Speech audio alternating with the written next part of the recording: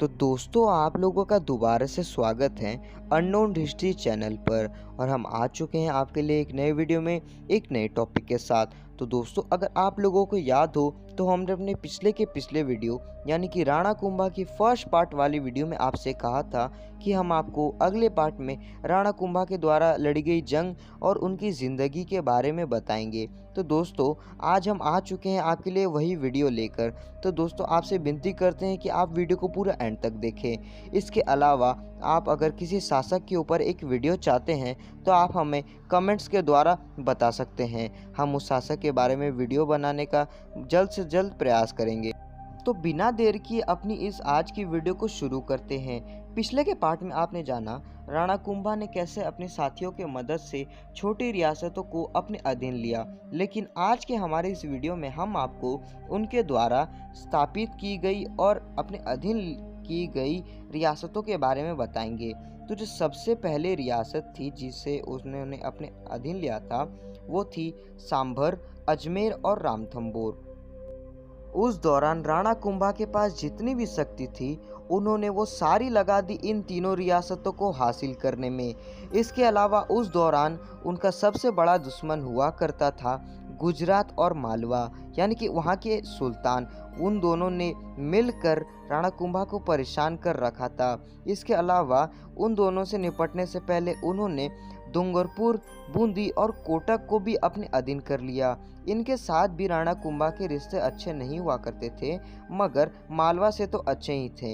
इसके बाद राणा कुंभा ने अपना सारा ध्यान मालवा और गुजरात के सुल्तानों को मारकर उनकी रियासतों पर कब्जा करने पे दिया।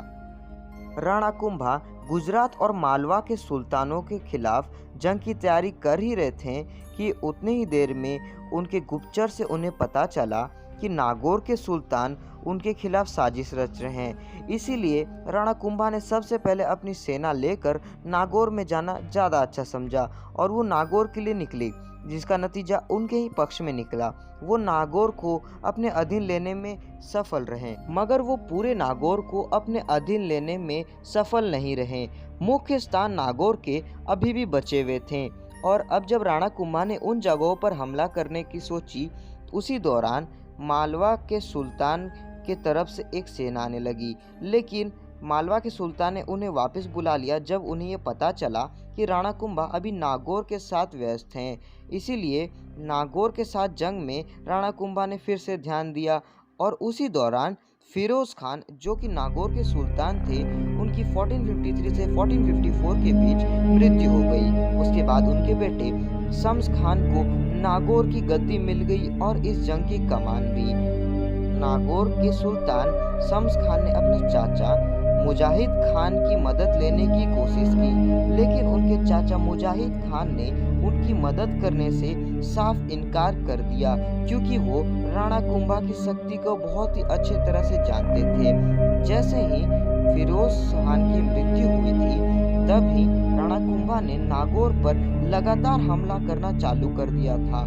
इसीलिए शम्स खान बहुत ही ज़्यादा परेशान था, तो उसने गुजरात के सुल्तान अहमद शाह सेकेंड को अपनी मदद के लिए बुलाया।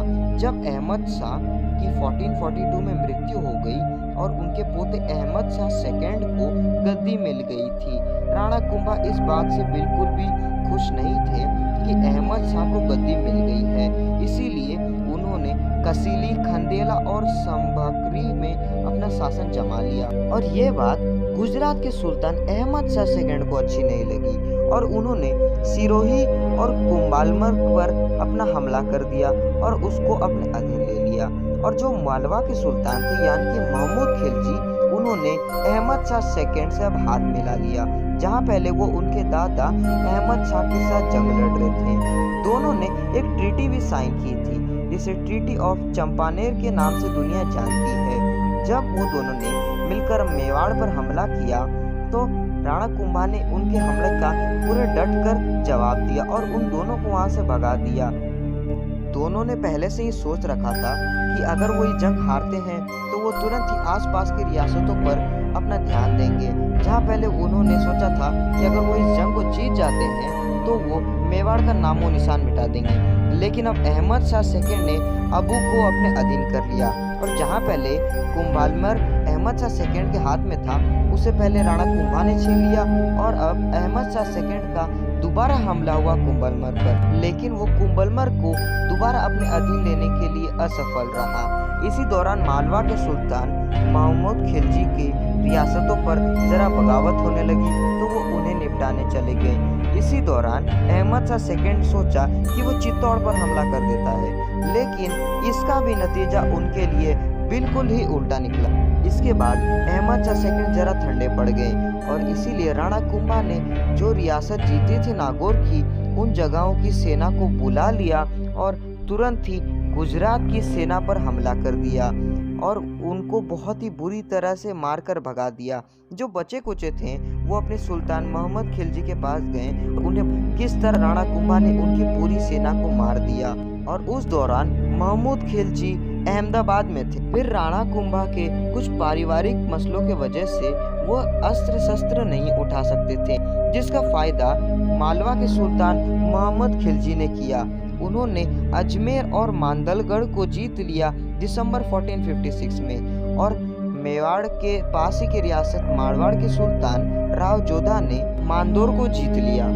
आज भी जब राणा कुंभा की बात की जाती है तो उन्हें बहुत ही ज्यादा पूजा जाता है। इसका कारण ये था कि उन्हें कठिन से कठिन परिश्रमों से निकलना बहुत अच्छे तरह से आता था। जैसे उनके सामने अगर 4-5 सेनाएं भी खड़ी हों तो भी उनको अच्छे से मालूम होता था कि उनको किस तरह से हराना है। 1458 में गुजरात के सुल्तान कुतुबुद्दीन अहमद शाह सेकंड की मृत्यु हो जाती है और अब अगले सुल्तान महमूद बेगड़ा बन जाते हैं। इस सुल्तान को लड़ने से उतनी दिलचस्पी नहीं थी बल्कि खाने से थी। इस सुल्तान को लड़ना लेकिन बहुत अच्छे तरह से आता था। जब राणा कुंभा अपने लॉस्ट टेरिटरीज यानी कि उनके हाथों से गंवाए हुए टेरिटरीज को वापस ले रहे थे तो उस समय महमूद खिलजी ज़्यादा कुछ नहीं कर पाए, क्योंकि महमूद बेगड़ा ने उनकी मदद बिल्कुल भी नहीं की। अब हम आपको राणा कुंभा के बारे में एक ऐसी बात बताने जा रहे हैं जो सुनकर आपको बिल्कुल भी यकीन नहीं होगा कि वो ये है। जब राणा कुंभा मेवाड़ में थे, उनके एक तरफ महमूद खिलजी जो कि मालवा का सुल्तान था वो अपनी सेना लेकर खड़ा था, दूसरी तरफ कुतुबुद्दीन अहमद शाह सेकंड अपनी सेना लेकर खड़ा था, फिर शम्स खान नागौर का सुल्तान अपनी सेना लेकर खड़ा था और राव जोधा यानी कि मारवाड़ का सुल्तान अपनी सेना लेके खड़ा था। इस बात से आप ये अंदाजा लगा सकते हैं उस समय मेवाड़ की अहमियत क्या थी।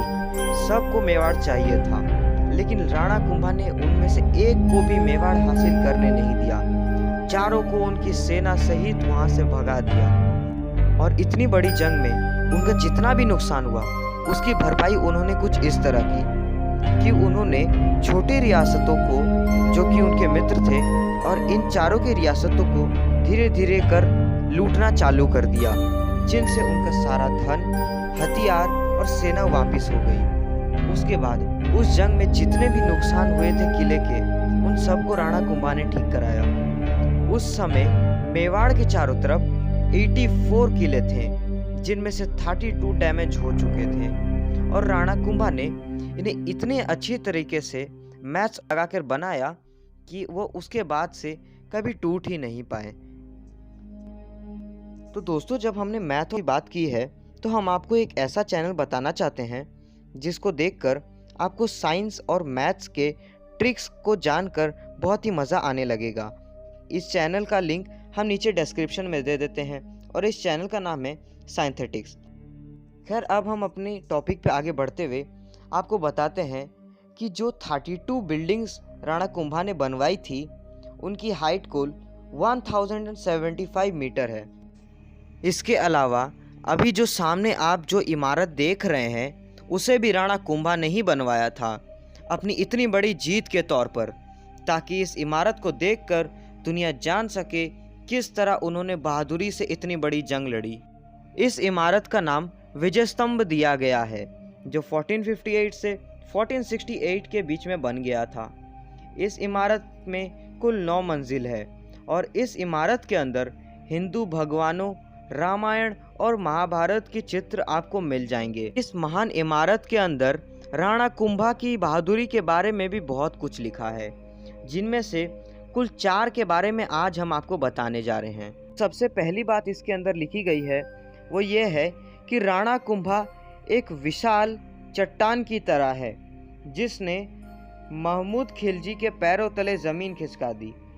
दूसरी बात है कि राणा कुंभा ने मेल्चा रूलर्स को बहुत ही बुरी तरह से मारा और जो नागौर था बहुत ही कम हालत में था, उसे बहुत विकसित किया राणा कुंभा ने। तीसरी बात कि उन्होंने कुल 12 लाख गायों और नागौर को बचाया था बाहरी और मुस्लिम हमलों से। उसके बाद नागौर को वैदिक पीपल यानी कि ज्ञानियों के पास छोड़ दिया था नागौर को संभालने के लिए। जो चौथी बात है वो ये है कि नागौर के पास ही में जो मेल्चा रूलर से उनकी डायनेस्टी को राणा कुंभा ने इस तरह ख़त्म किया नागौर से कि राणा कुंभा ने नागौर को इतना विकसित कर दिया कि मेल्चा रूलर्स कुछ कर ही नहीं पाए, जिसके वजह से उनकी पूरी डायनेस्टी ख़त्म हो गई। और अब इतने महान शासक को कौन ही मार सकता था। लेकिन 1468 में इनके खुद के बेटे उदय सिंह फर्स्ट ने इन्हें धोखा दिया और इनकी मृत्यु कर दी। और उदय सिंह की खुद की मृत्यु 1473 में हो गई। इसका कारण ये था कि दिल्ली से उनके ऊपर बहुत ही ज़्यादा हमले हो रहे थे और उन्हें बहुत ही ज़्यादा दबाने की कोशिश की जा रही थी, जिसका कारण उदय सिंह फर्स्ट की मृत्यु हुई। तो आज हम इस महान और बहादुर व्यक्ति की कथा यहीं ख़त्म करते हैं। अगर आपको वीडियो पसंद आया तो आप वीडियो को लाइक कर सकते हैं, चैनल को सब्सक्राइब कर सकते हैं ऐसे ही और वीडियो देखने के लिए, और बेल आइकन भी दबा सकते हैं हमारे वीडियोस के नोटिफिकेशन के लिए। हम आपसे मिलते हैं एक नए वीडियो में एक नए टॉपिक के साथ।